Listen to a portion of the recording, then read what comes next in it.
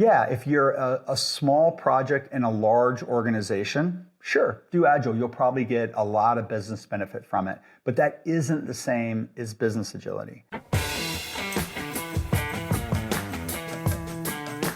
Hey everybody, thanks for joining us today. We are engaged in the middle of a conversation around the idea of common misconceptions around Agile transformation. What we're going to talk about today is the idea that team-level Agile is sufficient to basically being Agile at scale.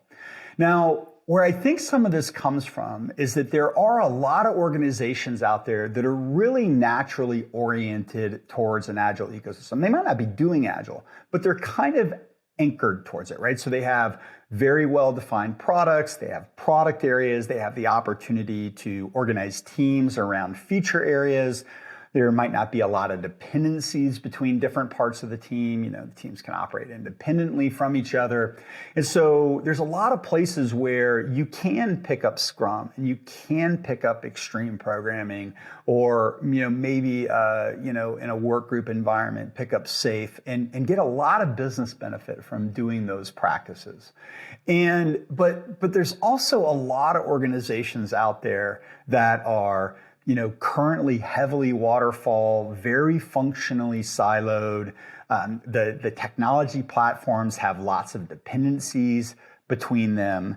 And so not only is it insufficient to do team level Agile, but there's also like a way we have to think about it in order to be able to tie that team level Agile up into program and portfolio and investment tier objectives.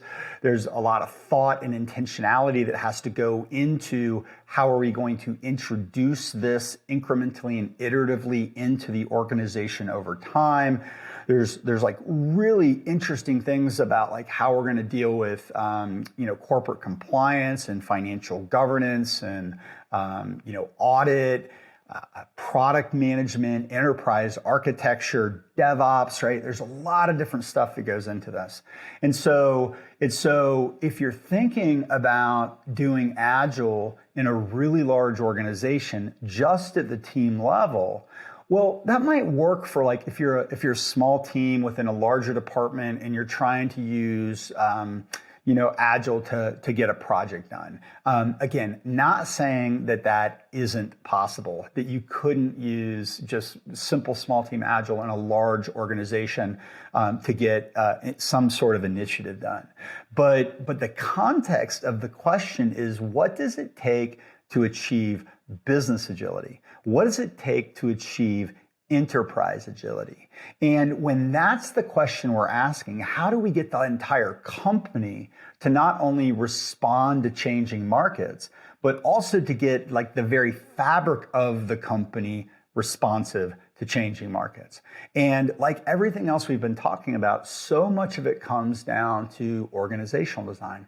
It comes down to organizing teams around business capabilities, product areas, feature sets, reducing the amount of coupling dependencies between different parts of the organization. And then you can start to think about, once you have encapsulated delivery teams, how do those delivery teams roll up into more complicated like value stream type deliverables? How do those value stream or product deliverables tie up into the portfolio? How does the portfolio operate in smaller batches? How do we start changing all of the different aspects of the company in order to be able to really exploit this team level delivery capability that we have? So where I might end this little bit of discussion is that, yeah, if you're a small project in a large organization, sure, do Agile. You'll probably get a lot of business benefit from it, but that isn't the same as business agility.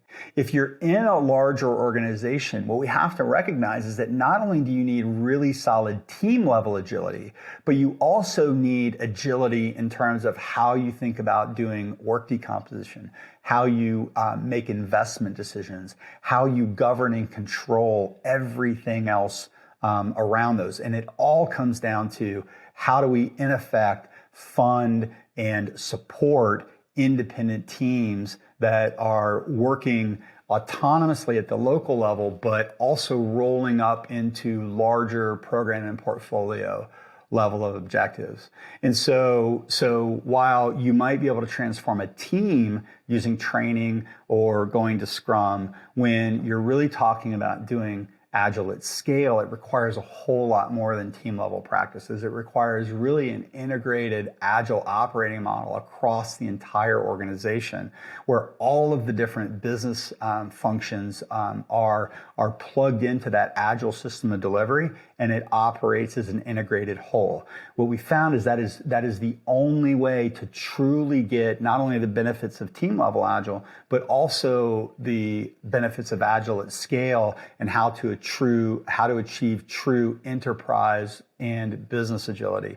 You have to look at the system holistically. The cool thing is that the principles that we're applying at the team level are the same principles we're going to apply at scale. It just requires a bit of refactoring of the organization and some thoughtfulness about how you're going to get there. So those are the kinds of things that Leading Agile does. They're the problems that we try to solve. So if you're interested in having that conversation with us, we appreciate you're here, and we're looking forward to continuing that conversation. Have a great day.